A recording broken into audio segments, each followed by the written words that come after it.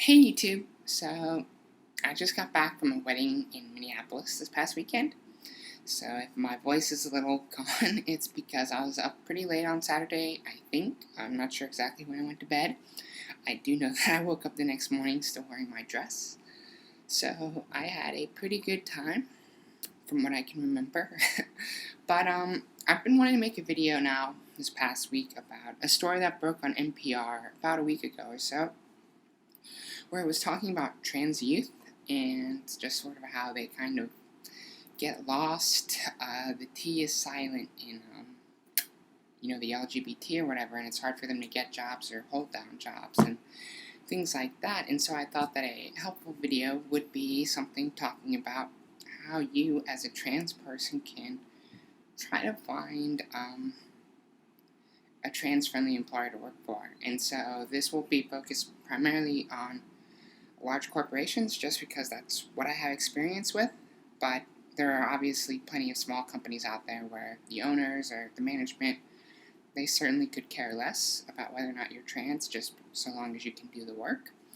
But, it's a little bit more difficult to find those kind of as a rule. Anyway, so to begin with, you should start with the HRC's kind of best places to work 100% score list. And I'll put links to everything that I'm going to talk about down in the comments or the description so that you can find them.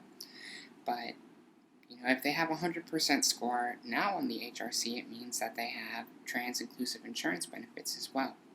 And not only do they have insurance benefits, but there's a $75,000 cap on kind of the insurance expenses themselves, and I think in the past that amount was a little bit different, but now the HRC mandates that it's $75,000, and so that's why the list went from something like 330 in 2012 to something quite a bit smaller in 2013, because not every employer sort of went ahead and changed their policies proactively, although I think a lot of them will make the change. That doesn't mean that if they don't have a 100% score, they're not a good place to look. And so the HRC's database also includes a search feature where you can go in and search for things like trans benefits or trans-inclusive policies and things like that. So even if the company doesn't have a 100% score, it may just be that they haven't raised the cap, or perhaps there was something negative in the media that the company hasn't addressed quite yet. And so I think like Target and Best Buy are typically on the list. But around the time that whole snafu with Minnesota Forward happened, I think they actually might have been docked points as a result. And so it's not by any means fully comprehensive, but by going in there you can start identifying corporations that have sort of it's better to have some sort of trans information than just sort of be walking in kind of blind, not knowing how the organization actually treats trans people. And so then another tip to use is to actually look at the employee resource group contacts, because they usually have some listed in HRC, and you can actually email those people and say that you're interested in the company, that you want to find out more, and that you're trans or whatever, and that's a concern of yours. And so you can reach out to those people, and in some cases they might even be able to kind of help you out in your job search as well, if they're willing to do that.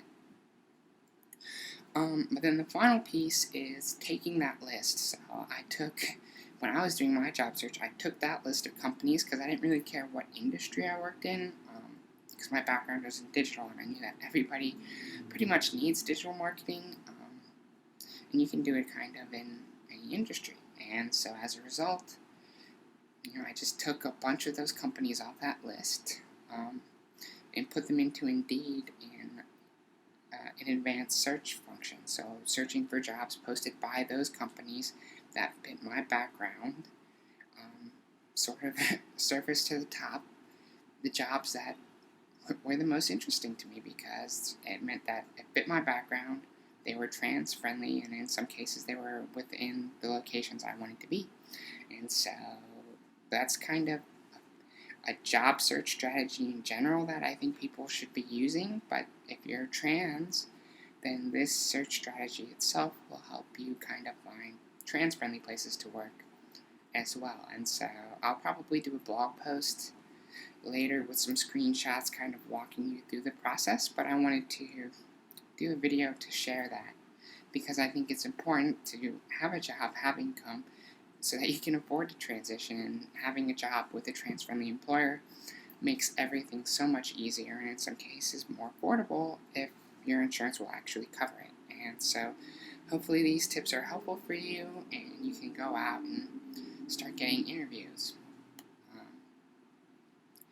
But yeah, I wouldn't mention necessarily that you're trans in the interview unless it seems particularly relevant, like if they, but I think going in and knowing that the company has trans-friendly policies allows you to focus on what skills do you bring to the table, rather than asking questions like, well, how do you treat diversity? Because how do you treat diversity is a question that you should be able to answer within your own research before you even go into the interview. And there are a lot of other different interview tips that are out there, and I'm happy to help people out either answering questions here on YouTube or on my Facebook. Facebook.com/loosebricks, and I'm willing to help people out to try to get as many trans people employed as possible.